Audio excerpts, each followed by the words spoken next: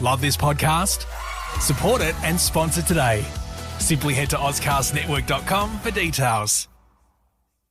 Bank of the West is offering the 1% for the Planet checking account. It gives back to the planet at no cost to you, and there's no monthly service charge with any deposit per statement. Only from Bank of the West. Learn more at bankofthewest.com/1%. Additional conditions apply. Member FDIC. The Bachelorette and Friends. From first love to happy ever after. What's that? From dating to dick pics. Oh my. Oh no! The Bachelorette and Friends. Oh, I love a good dick. This podcast contains sexual references, coarse language, and adult themes from the beginning and throughout. It is not recommended for listeners under the age of 15. Hello, beautiful people, and welcome to the Bachelorette and Friends. I'm your host, Carla Anita Matiazzo. And today's guest is a comedian, he's a writer, and he's an actor. Welcome to the podcast, the hilarious hunk that is Jacques Barrett. Hi, man. Hi, the hilarious hunk, allowing people to go online and actually see if this is the truth. You'll find a lot of really good filtered photos on my Instagram, but me, IRL, it's not handsome. It's fucking hilarious. Fuck it. Shut up, mate. There's no filters on this Zoom video and you're doing just fine. So don't self-deprecation. It's because you're fucking drunk, Carla. You're Sunday drunk like you always are. People on the scene talk about, I can see the wine in the bottom left. Is that wine? This is water with hydrolyte in it. Oh, okay. So it sounds like someone had a big Saturday. No, I don't drink. Okay, why are you on the hydrolytes then? Can't you leave the medications for the real fucking drinkers? I don't know. It just makes me feel good having, I don't know, hydrolyte's just good. I enjoy it. I have never had a hydrolyte before. I'm going to get involved. Are you pushing for some hydrolyte sponsorship on the potto? Hey, if they come forward, sure. But no, I've never thought about that. I have that every morning actually with my morning vitamins. Vitamins. That's good to know. You don't drink? What happened? A good question. Basically, I was in high school. In year 8 and 9, I was singing and doing musicals and stuff with the year 11s and 12s, and I got invited to all their parties. And I used to drink a lot at their parties. Really? And then I got to year 12 and I needed to pour myself a drink to do an assignment. And I thought, Jesus, this is not quite right here. So from that point, maybe I've been drunk 3 or 4 times in my adult life. And that's been it. Holy shit. Yeah. Yeah. I mean, you probably should get back on the wagon around like when you hit Karen age. I think like start drinking then, treat yourself. 45-ish. Yeah. Okay. Like early 40s to early 50s. Why treat yourself? That? I think you've earned it. Have I? The lot to drink about at that age group and age bracket. Lot to drink about. Just don't write it out of your don't say I'm never going to drink again. Just no. Maybe I'll have a drink a year at this stage. And I'm 34, so I don't know what the maths is from 18 to 34. Are you good at maths? That is 14. No, okay. 16. Okay. Yeah. Jesus. Yeah. Good strength. Thanks, man. Focused on your art. I was always very pushed as a kid to be ultra focused all the time. And I think I've just carried that through to adulthood. And I don't like the down that comes with drinking. I don't like the come down. It's no good. No, it's terrible. I find hangovers are pretty bad, but I used to do drugs a lot. And by used to, stand up. I know. Yeah. Keep going. I'm not, you've seen my material. Yeah. I need to experience the full gamut of human experience. And if that means doing drugs to explore, I mine those experiences and use them for comedy. I'm doing drugs for you, for the audience.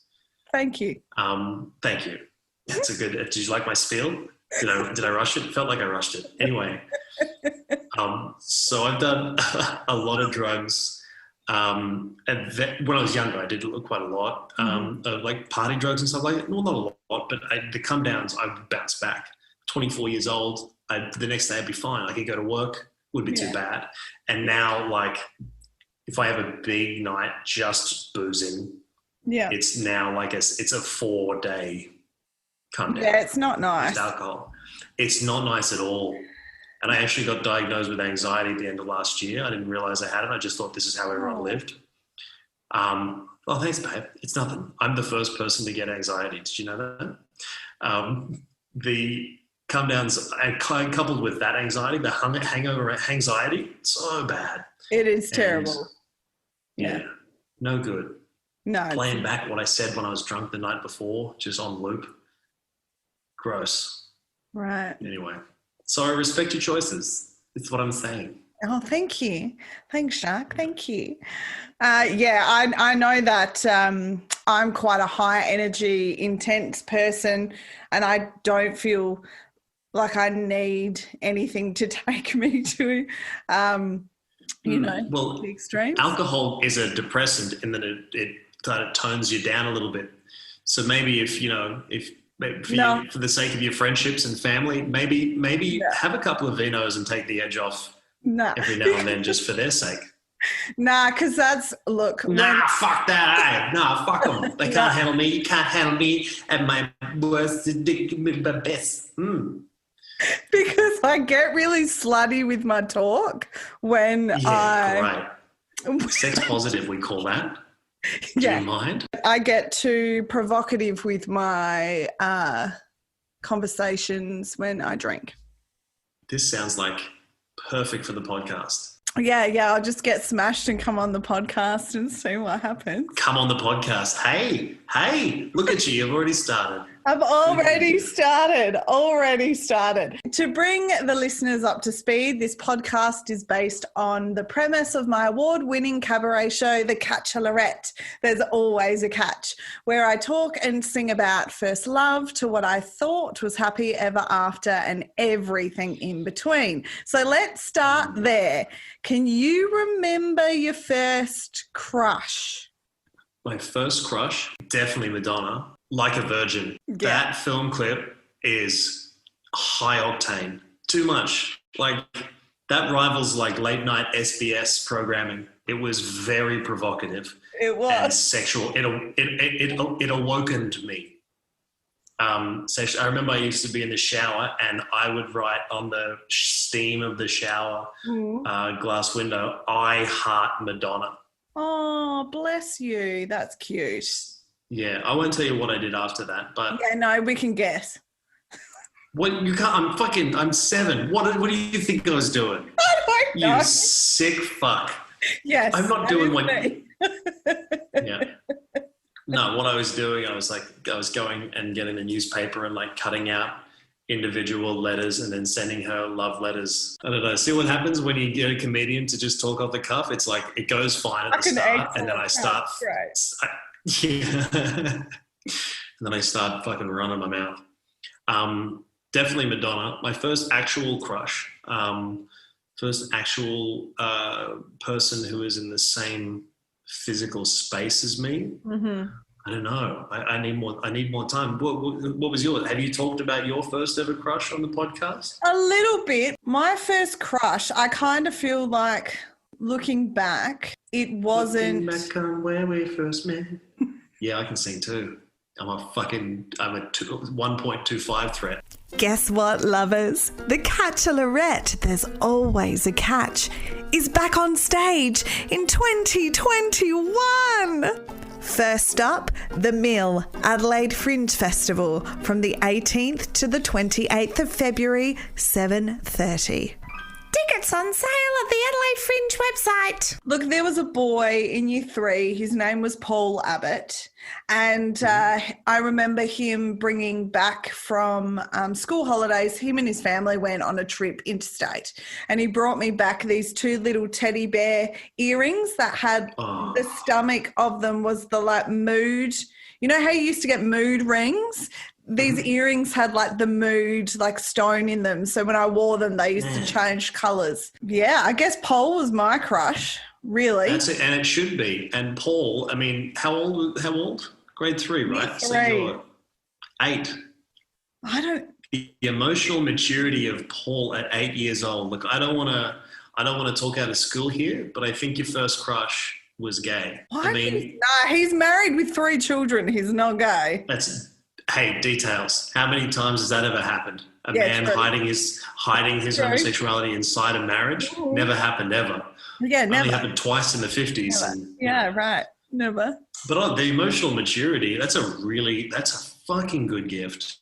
I thought it was cute. That's a great gift. It's so cute. Little mood ring. Do you reckon it was influenced slightly by his mum, who would have had like the final sign off on the purchase? Because he was one of 3 boys, so there was no sisters telling him how to roll with that stuff. So I reckon his mum must have, or maybe it was just him. Maybe that's just, Maybe it was just him. And if it was just him, we obviously need to find his wife and tell her the truth. Is that he is... And just asked her, well, do you know what a beard is? Speaking of beards, that mo is delightful. Thanks very much. I put some mascara in it a little bit earlier just to make it pop. Oh, did you? I get some weekend mascara. Midweek you catch this thing, it's salt and pepper, but today it's boot polish. Oh, yeah. Gotcha. Yeah. Gotcha. Well, thanks. Yeah, thanks for noticing the moustache. Everything changed when I decided to grow this out, which was in 2014. I was just another comedian, right? Another straight white male trying to do dick jokes in the big city. Right, gotcha. And then I grew this moustache, and then it was a brand. Okay. It became so noticeable. Everything changed. What do you mean by everything? What, people were bowing down to you in the street with respect because at all. Not at all. Jesus, you don't hang out with comedians, do you? We don't even get recognised at our own gigs. But other people were like this, because I grew the moustache out, liked it. I got some new headshots done by a girl called Amelia Dowd. She's an amazing photographer who's done like a bunch of headshots in the arts. Do you know Amelia? She hasn't come down to Adelaide yet. She will. She'll get there. But she's really fucking good. Really good. And with this combined moustache and her headshot skill set, holy fuck. I had a fleet of like 3 or 4 headshots that I put on Tinder, and I was like, they were so good compared to who would actually show up on the date. It's a bit like I was catfishing pretty hard, and I'm ashamed. I was just going to say that. I was catfishing real hard. Right. So once I got the moustache, I started to just I just felt like, because my dad had a moustache when I was young, and he had this sick, big ass handlebar. My dad was very handsome, still is, but had a moustache and 6'3", and was an absolute alpha dog crusher. Right. And then when I grew the moustache, I felt like a level of confidence came upon me that I'd never felt before. It was a nod to your arrogance. dad. That's nice. Yeah, it just felt like I was home. And I know I'm talking about a moustache it's so shallow what I'm saying right now, but I can't tell you, everything changed when I got this moustache. Well, I'm glad to hear it because it looks good. It looks good. Yeah. Have you ever had any comments from the ladies about its scratchiness? No, they just deal with it. Yeah, okay. They really women are troopers, and I know it's scratchy. I've kissed other mates who have moustaches as a joke. Like we go up and we just sort of little smooch just to see if the Velcro sticks. It's a nightmare. Women are so resilient, physically, emotionally, mentally. This is fucking annoying. Bristly, steel wool-esque, and women just that's what it is. So that means it's a get out of jail free card. You don't have to go down on anyone if it's briskly and... No, what are you talking about? This is... Okay, has anyone ever gone down on you ever? Because I'm under the impression Not in a long time. And even if that, it wasn't very good. So keep going. What the fuck? That's an Adelaide problem. That's not. You don't take that personally. Thank you. To be honest, from what I hear in Adelaide, I don't think everyone's already down south. They're not going further south, and that sucks. Yeah. But this, because the bristliness, again, look, I'm not gonna. I don't know much. I don't have a vagina. I don't have one, and I don't want to speak on behalf of all vagines, but I think the vagina, like women, it's also quite resilient. Its intended purpose, it's going to go through some shit. It is. For the main role and goal of the vagina, if you think about childbirth. So I think a little bristly moustache hair kind of, if anything, response has been it tickles in a good way. Okay, that's good feedback. Yeah. But I mean, I'm amateur when it comes to cunnilingus. This is when a guy goes pro, like when he turns pro, he's got no hair at all. He's just got the Shannon Knoll flavor saver. I hate that. Ugh. Yeah, see, and this is why no one goes down on you, because I mean you. Yeah. No, I don't think so. I don't think so either. But no, I don't think it tickles. I don't think it might tickle, but not probably. Again, no one's ever said stop because of the moustache. Do you think they were just trying to be polite? Yeah, maybe. I wouldn't put that past them, but that's a lot of women who have been polite. By a lot, I mean 3. Excellent. 3 is a lot since I was 17, yeah. Mm-hmm. Yeah, spread them out. Well, not physically, like chronologically. There's gaps. Yeah, I think we all understand what you meant. I think I can't be too sure in this cancellation culture. I gotta check my words. I don't know how many spoken about vaginas for the last 3 fucking minutes. I'm really on the edge here.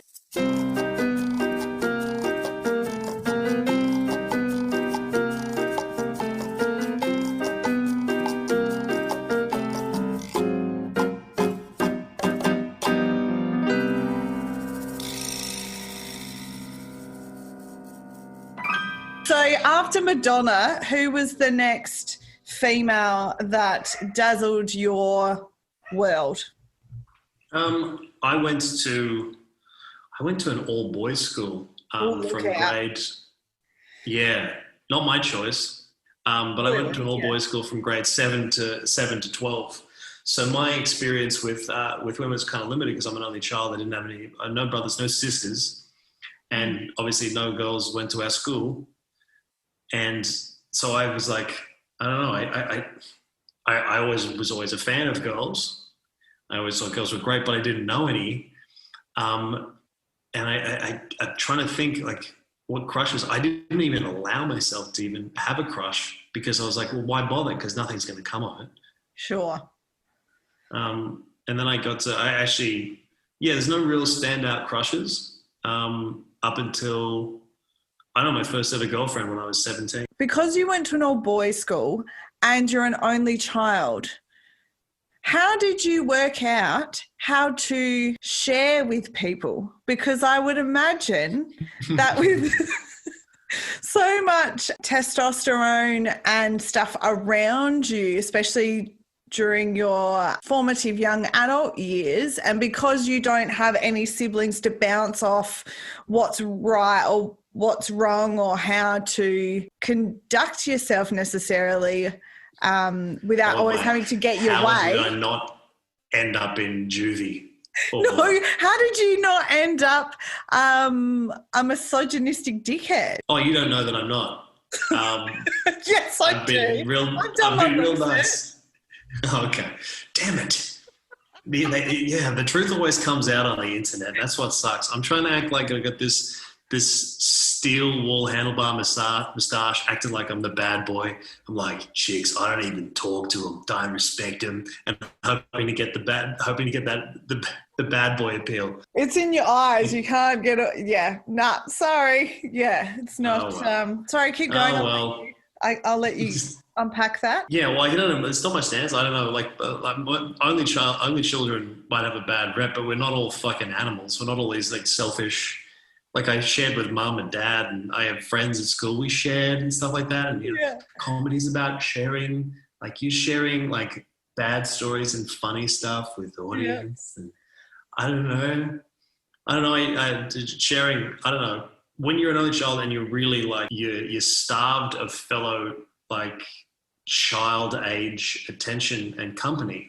When you do go to school and you have friends, like you fucking cling onto them and you'll do anything to keep those friendships. Like if anything, like I was like oversharing and like coming on way too strong in friendships, like real needy. And I'm still needy to this day, I guess. But with that neediness comes like an active sharing of everything. So I think only children, you're used to getting maybe everything to yourself.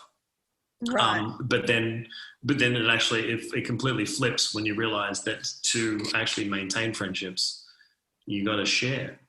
And then, so it's a very easy transition to make. If anything, I would say that only children are more caring, giving and sharing than any other varietal of sibling. There it is. You've said it. I've said it. I have no proof to back it up. It's anecdotal at best. I have a bunch of friends who'd be like, "No, you don't share shit." I was like, yeah, but cocaine's very expensive. You don't get it. You don't understand. It's not a sharing drug in Australia. It's a sharing drug in the 80s in Cuba when it's like $4 a gram. Mm-hmm. But $350, am I right, Carla? $350 for a gram in the current climate. Unbelievable. I have no idea. You're telling me. I wouldn't have a clue. You're pretty. You get everyone else pays for it for you. Oh, bullshit. No, nobody pays shit for me. What are you talking about? What are you talking about? What are you I'm talking about?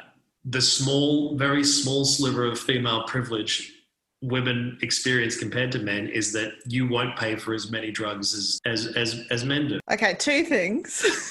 I don't do drugs. I haven't even had, and I'm trying to think back, I haven't even had a dude buy me a drink, and drugs aren't my thing anyway, but let alone any. So you're speaking to the wrong woman here with that stuff. But I mean, people buy your stuff. I mean, you got the teddy bear mood belly earrings coming at you. I mean, well, in year 3. All right, well, I'll send you a little care package, okay? It's okay. I'm okay. I'm okay. Yeah, I am. I'm good. You know how I don't worry about you. No, you won't worry. I'm sure you will sleep fine tonight, JB. You'll be fine. What the fuck? You don't know how I sleep. You don't know what weighs on my mind. Yeah, my well-being in regards to not receiving enough active. The fact to know that you're drifting off to sleep not high at all, having not been high because no one's bought you drugs your entire life, it's not cool. You're in the arts. The business we call show. Tomorrow when you wake up, instead of mixing the hydrolyte with water, I want you to get a little razor blade, put the hydrolyte on a warm plate you just got out of the microwave, and I want you to rack up a couple of lines of HL, and I want you to let me hang. It's going to hit you much faster. You'll feel so much better. You'll be alive.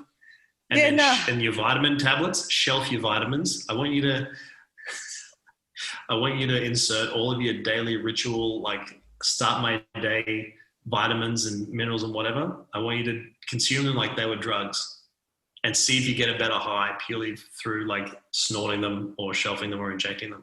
Can you let me know how you go? Sure. The fucking look on your face is really troubling. Really troubling. You're fucking so concerned. You're like, what the fuck are you saying? I'm not suggesting you do drugs. I'm suggesting you take the things that aren't drugs as if they were drugs, and maybe you'll get a better buzz. I'm just saying, I'm thinking of it. The vitamins aren't to get a buzz; they're just to keep health at a regular system. You don't get a higher vitamins? No. You're not doing them right then. You're not doing enough of them. No, I take a lot of vitamins, man. I take a lot. Okay, let's go back to your 17-year-old relationship. How did that happen? And who was she? Where was she from? How'd you meet? Oh, well, she was from Brisbane. We met at a party. I was in first year uni. She was in first year uni as well, but she was already 18. I started and finished school a year earlier. I finished school when I was 16 and I turned 17 in January of the following year. So I was very young. So I was going out. My first ever girlfriend was an older woman who was 18 and had a car and her license and her shit together. And I was this little fucking rat. I didn't even have my learner's permit. I couldn't go out drinking. I was super fat. I was like 105 kilos. Oh. But we met at a party. We hit it off. And she found me incredibly funny and goofy. And we got along great. And we went out for a year and a half. We lost each other's virginities to each other, or like swapped our virginities. We transferred them. We were on holidays at the Gold Coast. We've been going out for 3.5 months. Mm-hmm. Sounds like someone remembers everything. 3.5 months. And then we were on holidays at the Gold Coast. We were staying at my great-grandmother's house. Right. At the Gold Coast, who had passed away many years prior, but we still had the house. Mm-hmm. And so we were staying there, and we slept together there, and it was like two virgins just fumbling around. It was trying to work it out. Probably the funniest comedy set I've ever done. Like, I don't think I've done gigs and it's gone really well, but I don't think I've made an audience laugh quite as much as this whole experience. I had no fucking idea what was going on, but thankfully she didn't know really either, because this is way pre-internet. So we don't know. We don't know what the fuck is happening, but we're having fun exploring. And it took, I reckon, 2 or 3 months of just literally like trial and error, working out what feels good and what doesn't. And then as soon as we worked it out, we were like fucking rabbits. Such a good, and I think kind of crucial to like that is like two people who are willing to just be patient and have fun with sex the first time you have it will ensure a really good relationship with sex for your entire life. Because my experiences with sex, I mean, I'm sure she might not have loved it as much as I did, because I don't know, I'm like 105 kilo fucking dude who went to an all boys school who never thought he was ever going to fuck ever. And I'm like, oh my God, I'm doing it with a real woman. It's sick. I think my relationship with sex, because of that experience, I'm a big fan of sex, but I'm not intimidated by it. I guess it's not like it's a fun thing that I've never had any bad experiences with. That's really good. That's really good. And look, that's something that's not often spoken about, I don't think, in regards to like the first experience being a positive one, and then that helps shape a healthy relationship. That's really good. Could you imagine though being like 17 now, and the internet is just like a tsunami of misinformation and porn, and like you think that that's how it's supposed to be done. And I guess girls are looking at porn also and think that that's what happens, that this is kind of the norm. And at no point, I guess, until a woman is like way older and just goes, you know what, this doesn't feel good. Here's what feels good, and starts exploring what feels good to her and vocalizing that, because apparently I think there might be some kind of barrier in like the confidence of a woman to step up and say, I want this to fucking happen to me. I don't like this. Stop doing that. Yes. But that can be received negatively as well. That can be received if a girl is like, yeah, this is what I like, and the guy's ego is too much in the way, he won't be receptive to that and just be like, shut up, woman, I know what I'm doing. I've made a girl come 1,000 times before, so you just shut up, you know? No, you've trained a girl how to fake a really believable orgasm 1,000 times before, bruh. Yeah. But I refuse to. I don't... To lie about whether you're having a good time or not? Yeah. I don't think I've ever faked an orgasm ever. I don't think I have. And if I know in my head that it's not going there, I'm just like, sometimes you just get in your own head and things just don't work. Like for me, I can tell straight away if I'm in the state of mind where I know that nothing's going to connect. So I'd rather focus on him than him worrying about getting me to my destination. Totally understand. Yeah. Yeah. Yeah. But then there's a very big difference between that and a guy just refusing to take any feedback. And that's vice versa. Even if a guy's like, babe, I like it when you do this. Can you not do that anymore? Because that doesn't get me anywhere. Like, it's a communication thing. And I also find, and I've spoken, I think, once or twice on the podcast before about, there seems to be, and this may be an SA thing, and you can tell me if it is or not, but the majority of guys that I've had experiences with don't want any extra implements like sex toys to come into the mix, because that tells them that they are that tells them that they are not equipped to do that, and they should be able to do that. Yeah, that's the thing. I've never been against toys being introduced, because I know it's like some women can come really easily, some women can't. It's like it can be, and I think, like, instead of being intimidated by a girl bringing in like a toy into sex, and don't be intimidated or threatened by it, just like appreciate the fact that it must be quite annoying and frustrating if it takes all of this to come. Like, how annoying is that?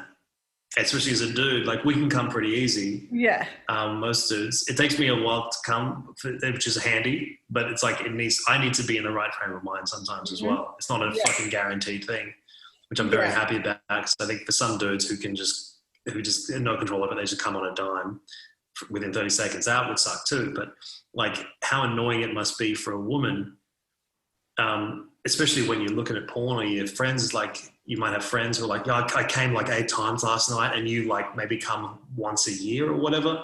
And that's because you're a complicated, delicate, intricate flower, you're a labyrinth and a maze and amazing. Yeah. I would never be, I don't really talk to dudes, my mates, about whether a girl, but personally, like, I can only talk about myself. So if toys are introduced into the game, like, yeah, do it. It's a very complicated web, in that I've even had experiences where, like, my longest relationship, he was very frustrated with me and made me feel like there was something wrong with me because I didn't reach my destination during intercourse. So you got sexually gaslit. Thank you. Thanks. Yeah. So he would I remember us standing in the backyard and him saying to me, well, there must be something wrong with you, because everybody else that I've slept with can get there while we're having sex. And I'm thinking, really? You really think that with the moves that you have? It's one size fits all. Yeah.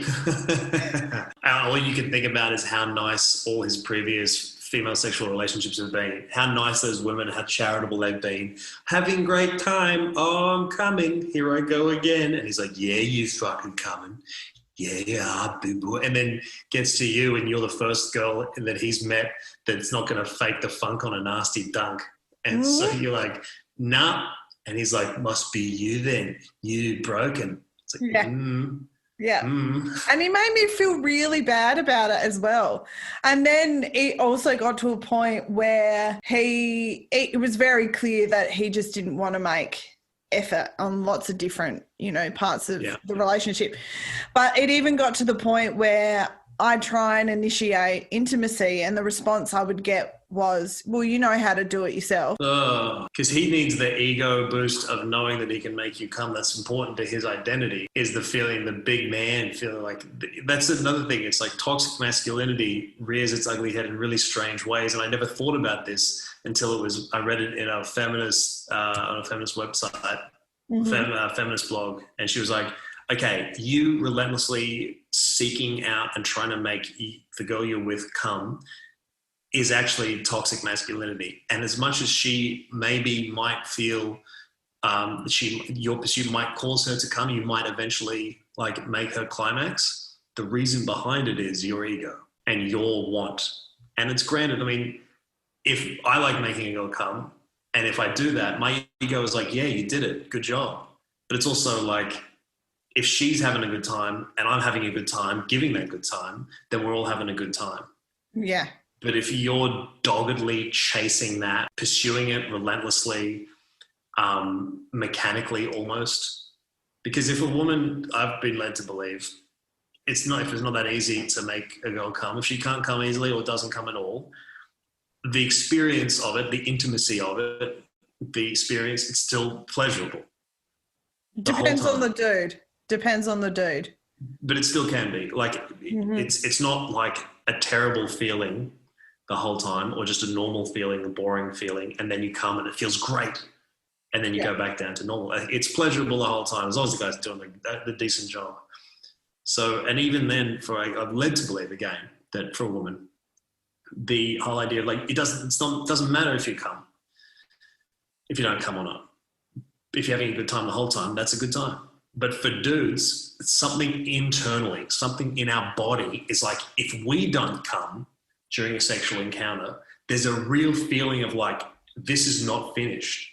Or it's a real feeling of like, something was supposed to happen and it didn't. And there's this biological urge, and it's totally evolution in you of being focused on that, reaching climax, on coming.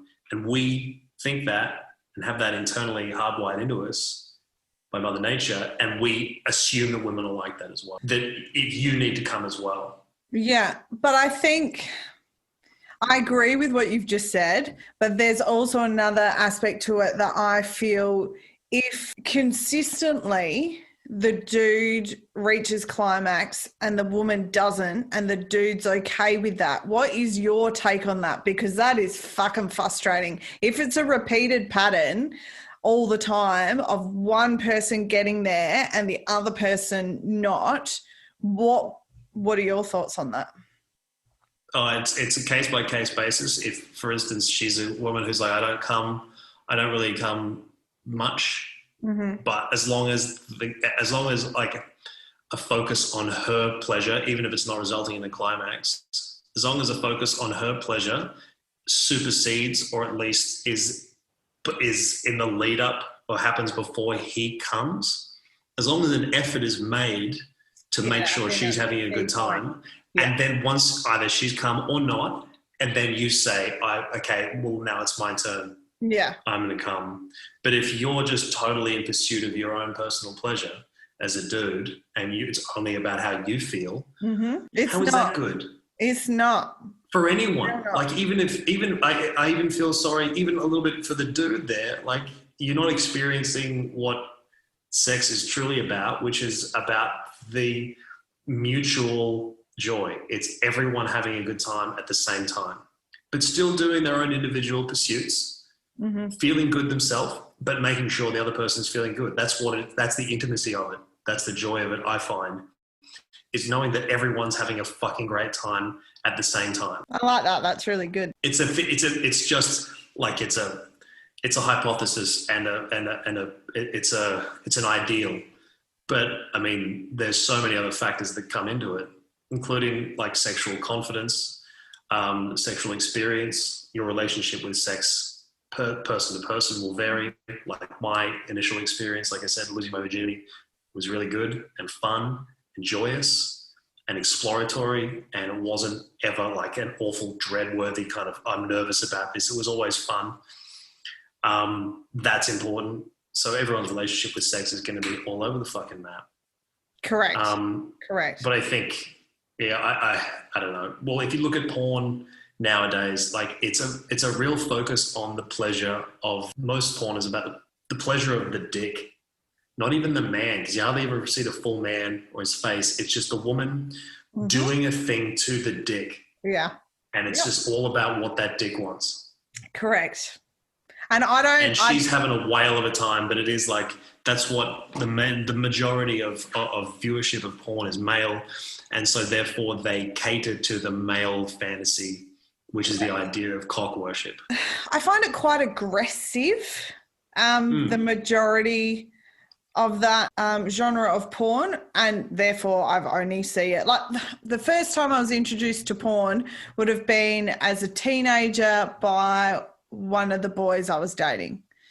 Yeah. which was a very strange experience because it was a VHS. It wasn't on the internet. It was a VHS. So he literally had to put the VHS in his video. What's it called again? I don't even know anymore. In the video, in the player. Yeah. In the in the Atari computer game console slot. Well, yeah, whatever it was. But that's a big effort to hide that big VHS thing somewhere so no one can find it. And that was a very strange experience for me. Not something really, because I grew up Catholic, Italian background, Italian French background, first daughter in a family, quite high expectations on how I should conduct myself and what I should and shouldn't do, especially around sex. There's a whole lot of guilt around sex. That's a fucking rich tapestry. Mate, it is. And I just remember feeling like, one, that wasn't something that I wanted to view. And two, I remember it being quite aggressive. And then it got to the point where I thought as a young woman, this is just what dudes expect. They expect you to watch this shit with them and then do what's on there. No, but yeah, also that's the expectation of young dudes, I think. But it's also, it's through a lack of education and other guiding viewing materials. Mm-hmm. There's a real lack of stuff that you can, and dudes aren't really going to talk to other dudes, or you talk to your dad about, hey dad, what's a woman really want? It's like, get the fuck out of my shed. Come in here with that. I'm trying to watch porn on a VHS tape here quietly by myself. Do you mind? What was your conversation with your dad about the birds and the bees? Did you ever have a birds and the bees chat with your parents? No, well, this is the thing is, Mum gave me a birds and bees chat when I was like 12, but then after that, my dad had a VHS tape of a compilation of a bunch of pornos, but they were like 70s pornos. And they weren't aggressive. They kind of had storylines and they were kind of fucking rad. I still like them. Like if you saw them, like if I sat you down and watched them, you'd be like, we'd both be gripped with the storyline. You're like, but I want to see how it ends. But he had it and he didn't realize I'd found it because I was a fucking truffle pig. I was so bored and I used to just go rifling through mum and dad's shit, just looking for like snacks and money. I was a little thief. And just so I could go down the shops and Fat Boy wanted some candy. But I found a VHS tape of Dad's in one of his suitcases way up high on a shelf, whatever. I found it and then I put it in and I watched it. And then I used to watch it, do things to myself. And then I would have to rewind it back to where it was. Dad finished. Yeah, like the admin involved. And then put the tape back into the suitcase and then put the dials on the back code. Where they were. Back to the numbers, back to 658, click, and then put the suitcase back up on the thing, dust it down for prints, like a real skill set, real trade craft. Yeah, man. But that then I think at some stage when Dad was like, we need to have a chat, I was like, I've been watching a VHS tape. I can't remember if I told him or if he basically knew I'd been watching the tape, but I think that was him saying, well, I don't have to tell you anything because you've been watching this, which is a great, like, it's a dad shirking responsibility for a birds and bees chat. But fair enough, man. Imagine that's a fucked chat you have to have with you. Oh, I can't wait to have that chat if I have kids. Not interested. Oh, I can't wait. I'm looking forward to it because I want to undo all the bullshit that was passed on to me so that I get it right with my kids. Totally understand. Why don't you could do like a full-on like a cabaret show for 16-year-olds, and it's like a sex ed cabaret, but you just sing and dance through it, and so it's kind of chill and fun and not intimidated. That's a license to print money. So hey, parents, are you a little nervous about the birds and bees chat? Well, Carla's got you covered, and you're in a bee suit. You're in a bee suit or a bird suit or whatever. And it's like, and then you do a thing of like... This is actually a very good idea. Yeah, man, the number of like monetizing potential ideas I've given you, I need a cut. What's your agent doing? That's fine. I'm happy to give you a cut, JB. I'm happy to do that. Thanks. Also, I'd love a speaking role in the cabaret, in the Birds and Bees cabaret show. I'd love to do a set. What do you want to be? I want to be Jacques Barrett, comedian, featuring in your cabaret. Yeah, other than that, so you're not going to come, say if I'm in a bird costume, you're not going to come on as a bee.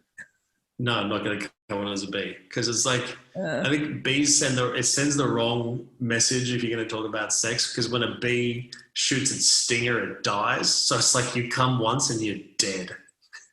It's not, I mean, birds fuck crazy all the time, but bees fuck once and then they die. So it's a bit sad.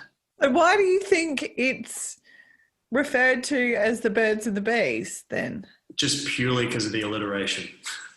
Really? Yeah. The birds, the bees, the flowers, the trees. It's probably in the song. Someone's probably written another cabaret. We're probably impinging on copyright issues here. Yeah, true. But just Aldi Cabaret presents the birds and the bees, but we spelled bees differently. I actually really like that idea.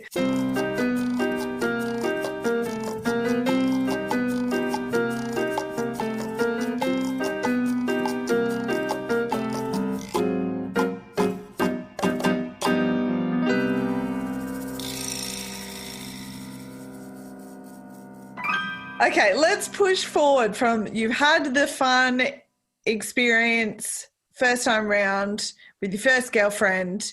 How did that end? And then were you a man about town whoring yourself around before you got into something else? What was the chronological steps towards? Okay. Well, we went out for a year and a half, broke up, and then I moved to Whistler Ski Resort in Canada after I finished my university degree. I was there for 2.5 years, snowboarding, working in kitchens and bars. Best fucking time ever. Brilliant. And ski towns are notoriously it's crazy. It's like a college campus. But when I was there, the male to female ratio, it's like 4 dudes to 1 girl living in Whistler at the time. So it was a very sexually barren landscape. It's the opposite to Australia. Yeah. Again, putting South Australia on the map with these amazing. Yeah, I was in Adelaide with the girl I'm seeing last weekend or the weekend before, and there's just girls everywhere, and there's dudes, but there's weird looking dudes, yo. Girls are all keeping it tight. You're all looking great, dressed well, and then dudes, there's so many fucking little goth rats. Anyway, you don't look it's fine. I mean, the border between Queensland and South Australia is wide open. You can leave if you want. Oh, don't worry. There's a plan in place. Don't worry. Oh, good. Plan in place. Yeah, good. I went to Whistler and that was great. And then I came back and I moved to Sydney. And I was living in Sydney, and then I was still really kind of chubby. I was 100 kilos, big dude. And then I just in Sydney, I don't know, there's such a body, there was, especially at the time, because there's beaches everywhere, there's such a body image, importance placed in Sydney. I just went to the gym. I just started losing weight.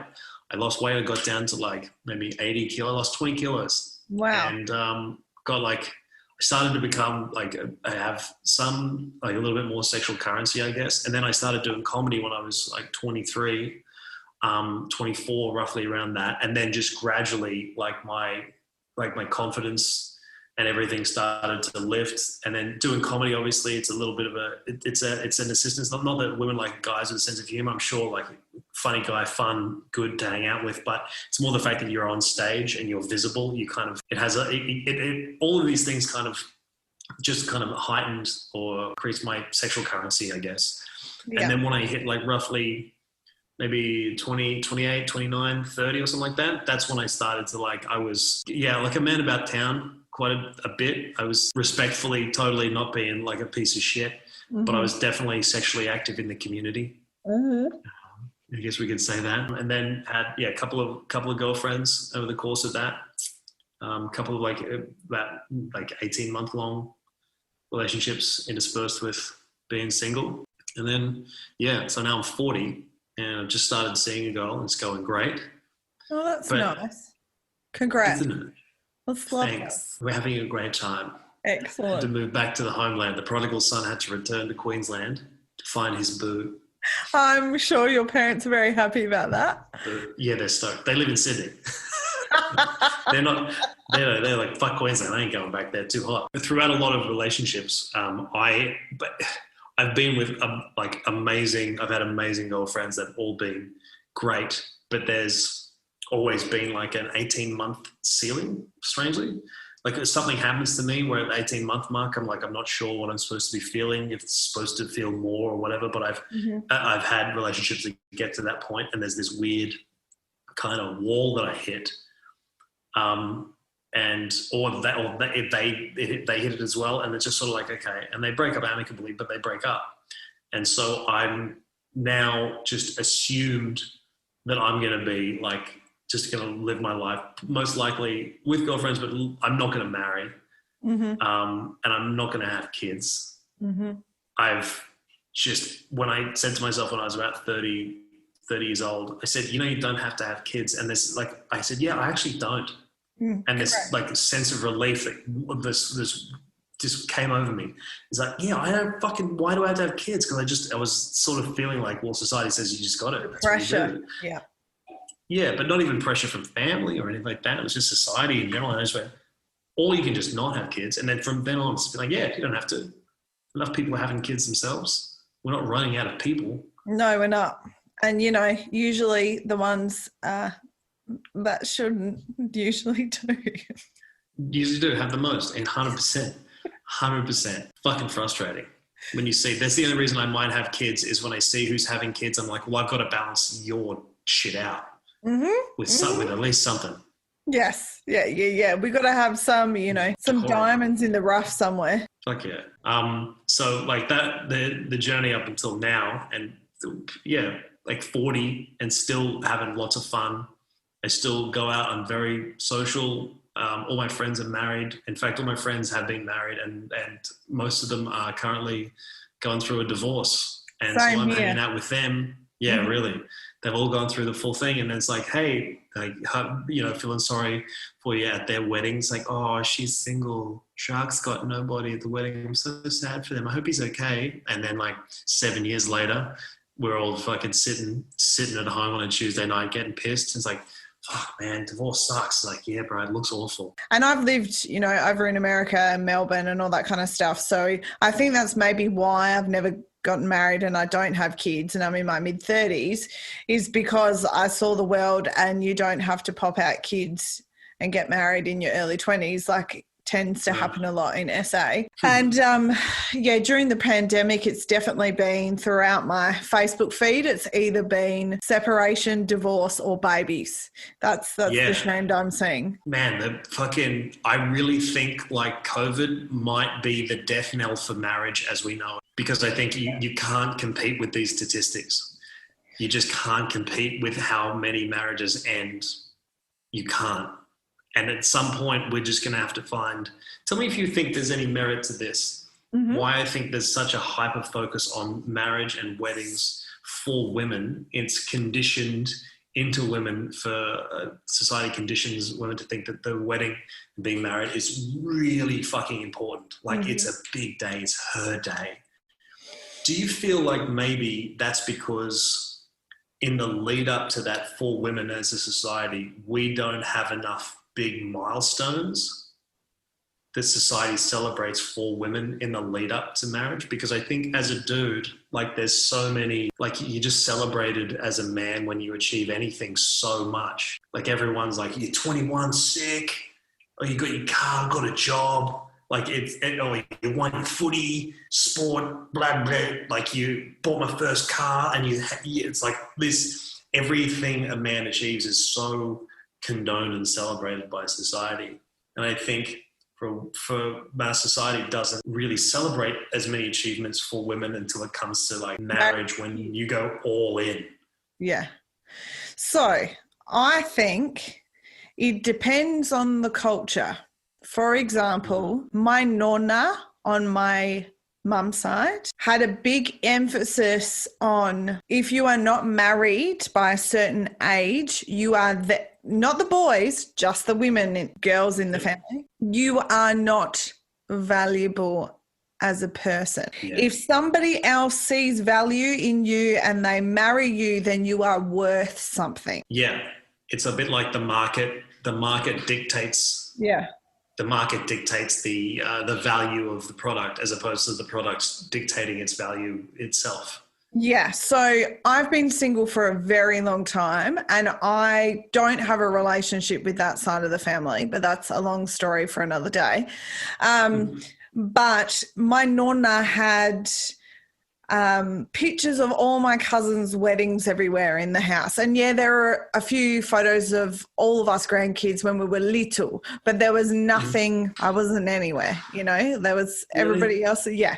I was like, Nonna, what is this bullshit? Why is everybody else up here and I'm not up here? And not me. Like, when you get married, I'll put you up there. I was like, well, fuck you. I'm just not coming over. I'm not going to get married. All good. Yeah. Yeah. There's like a lack of celebration of good things. Yeah. Yeah. It's like, yeah. And I think at that point, that's a societal thing. That's definitely cultural. You're right. Yeah. But like the amount, it's a bit like women go crazy for that fucking day because society hasn't let them get excited or about certain things. Yeah. I think as society shifts to celebrating the achievements of women throughout their lives and industries and in facets of their life, then marriage and the importance of the big day will wane. And I think it needs to, because I think it's too much of a one size fits all. Correct. And it fucking destroys people when it goes. Yeah, south. people go bunter. People lose the plot. People lose the plot. And they turn on each other. I've got a joke written about it that is more or less, it's stupid and wouldn't work, but it makes strange sense in that the tragedy of marriage is that meeting someone and falling in love with them and thinking that you cannot live without this person for the rest of your life, and then down the track you divorce and you're like, I hate the idea that you're even on this planet with me. Like, that's such a tragedy. We call it romance, but it's such a tragedy. But what if you were to flip it? And what if we changed the tradition of marriage to finding someone you hate now, straight away? Find like a palpable hate that you think I hate you so much. This is a timeless hate.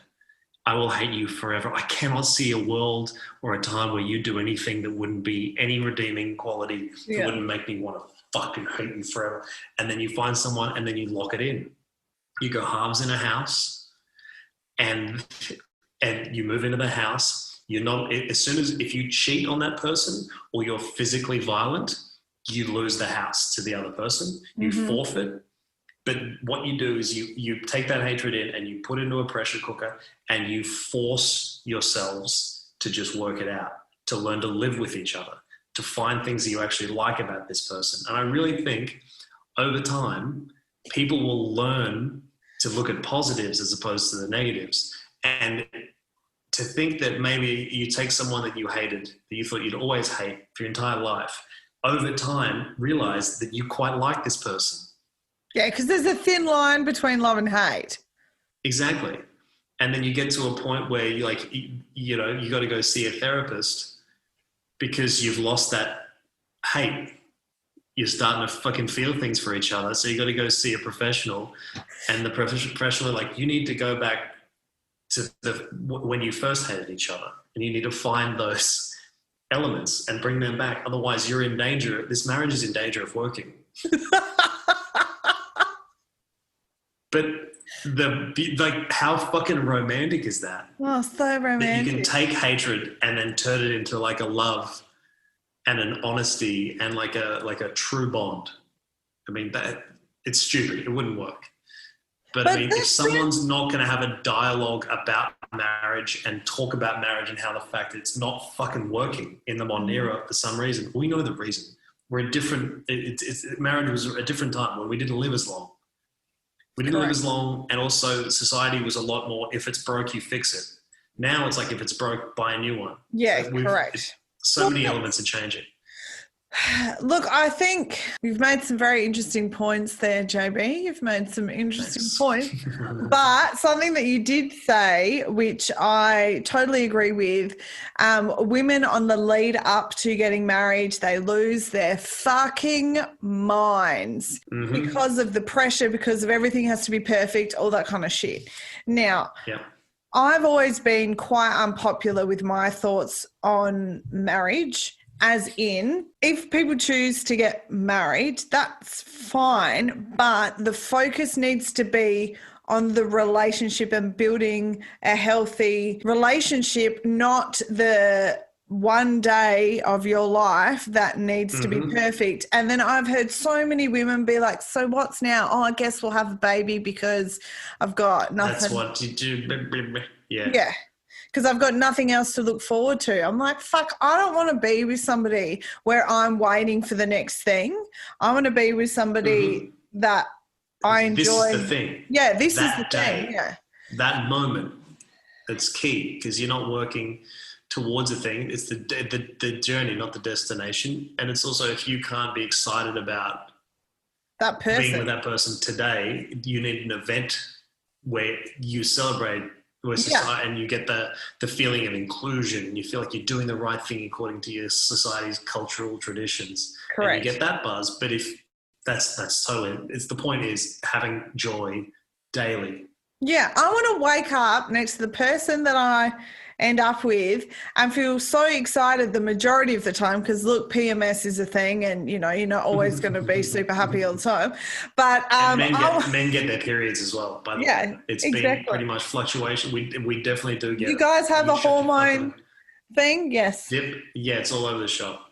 I want to wake up the majority of the time and feel so excited. I want to grab the person and eat their face off, like not literally eat their face off, but you know what I mean? Yeah. Yeah, yes, one day I would like to celebrate the love, but whether that's being through an actual marriage or that's through, I don't know, something different. I don't know, but and I think that's why I've stayed single for so long, because if I'm not excited about the person for who they are and what they are in that moment, rather than being excited about, and I've bought the hype in my other relationships.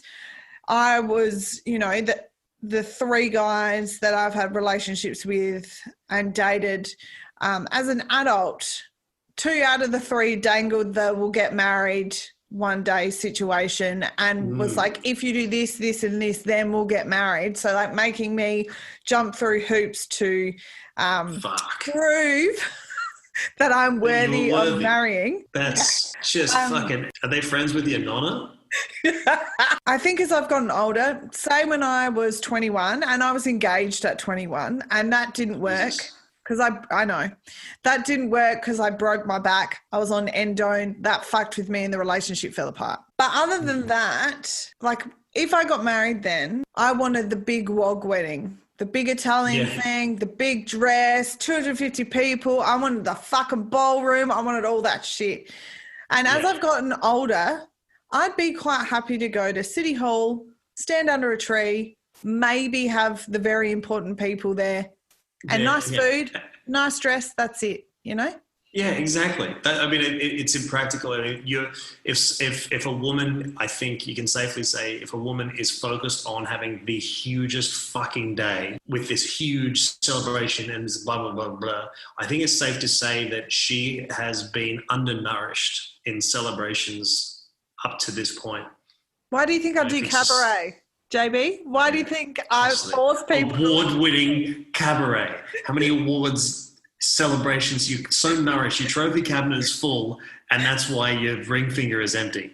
Yeah, because I'm like, I'm cool if this is all it is. Like, I'm at that point. You're doing great. You got like a bunch of instruments behind you. You got big frocks. Yeah, my gown. Frocks behind you as well. Yeah. Your gowns. My gowns. It's interesting though how the shift happens. And I think it had a lot to do with me working out where my value was, irrespective of what the noise from relatives was.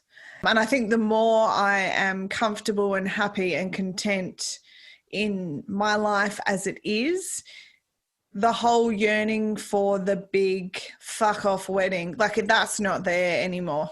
It's just not there. It's not there. Good. But I think it's really interesting, though, that you mentioned about the whole not being nourished or celebrated. That's a really, really interesting perspective. And I think you're so right. Where did you stumble upon or gain that perspective? I just feel like I think it's really, I always feel uncomfortable when a woman turns into a bridezilla and like is so about this big day and planning it down to its finest thing. Well, my mum always said to me when I was young, if you with a girl and she wants a wedding, a big white wedding, and it wants like 250 people there, she was like, honestly, run for the hills, because it's not right. It's not. And I'm from my mum, so we understand and see the world very similarly. Mm-hmm. So I was like, yeah, totally, that makes sense to me. Like, but then I had to analyze, like, well, why do women want this big day? Women aren't, you know, if I'm judging a woman for wanting a big day, it's not, no one's ever just like purely fucking selfish. I want this day to be about me. Fuck everyone else. It's not even about my husband. I'm just about me. Some of them are. I was like, well, some of them are. But like, why are they like that? And then you look at it, and I had to come up with a theory as to why. And that was the theory, because I was looking at like men's trophy cabinets and shit like that.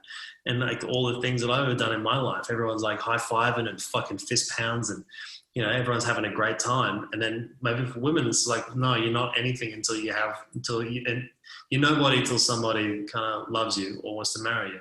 Yeah, correct. And it's interesting, as I said before, all my friends got married young, had kids quite young, and I'd always turn up to the baby showers, turn up to the hens parties, turn up to all the stuff. And then when I was like, hey, I've got a show, I'd really love you to come and support. I know I've spent X amount of dollars for the presents for the baby shower, for the presents for the, you know, hens night, for the presents for the wedding, and all that kind of shit. And then I'd always feel like, oh, well, fuck you guys. Why am I celebrating your personal achievements when I'm kicking ass with all this show stuff that you couldn't even dream about doing, and you can't even fucking show up?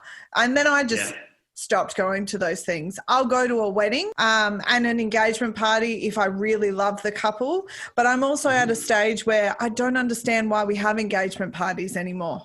Yeah, it's an excuse. It's another excuse it's like have the wedding. Yes, just have the fucking wedding. Thank you. That's exactly how I feel. I have been to a couple of engagement parties that were surprise weddings. That was beautiful because it was more casual. There wasn't the massive expectation on you, you know, filling their wishing well with thousands of dollars plus buying them a present, all that kind. It was completely different and focused on the couple, and it was beautiful. And I find the smaller weddings are the best because you get to talk to everybody. You get to enjoy. Yeah, and it's intimate. Yeah, it's an intimate celebration, and also you're a fucking humble human being. You're not making it about you and this huge event. It's about like the joy of what you have together. Correct. And if you love each other enough, you can have a fucking reception in a fucking shipping container. Yeah, you know, get the candles right. What would be your parting words of wisdom to the listeners, JB? Don't fuck her, bro. Make love. I love that so very much. Jesus, it's not even mine. I'm just reading off my T-shirt. This is a new Patagonia T-shirt, and on the back it says, "Don't fuck her, bro. Make love." Thank you so much for coming on today. I've loved this conversation. It's been excellent. Me too. I hope your listenership enjoy it also. For a conversation that had absolutely no plans and I had no idea what was happening, you helmed it perfectly. I enjoyed where we went. Yeah, so did I. So where can people find you before I let you go and watch the manly sport thing? The sport ball. You can find me at JB Championi as my handle across all socials. Or just type in Jacques, Jacques, comedian into Google, and I'm the only one in Australia anyway. And I'll have all my details there. I've also started a podcast. All my deets. I've started a podcast called Quite the Pickle. Is that out yet? Monday, the 26th of October. And it's with another fellow comedian, Emma Zammit, and each episode we come up with a terrifying scenario that a human being might find themselves in, and then we interview a professional who would give us tricks and tips and pointers on how to survive that particular pickle, and then we do stand-up at the end about what we've learned. That sounds like it's going to be heaps of fun. Yeah, it's a little bit more kind of not scripted, but edited and rigid than your cool chat. Then my flow shit. Your flow, you just sort of just off the top of your dome, which is great. And that's what podcasting is all about, fleshing out an idea organically. Am I right? It is. Go enjoy your sports stuff, and I'll speak to you soon. Thank you so much for this. It's been fantastic. No, thank you. Godspeed. The Bachelorette with friends near and far, from heartache to catfish and sex toys. The Bachelorette and friends. See you next time if you dare.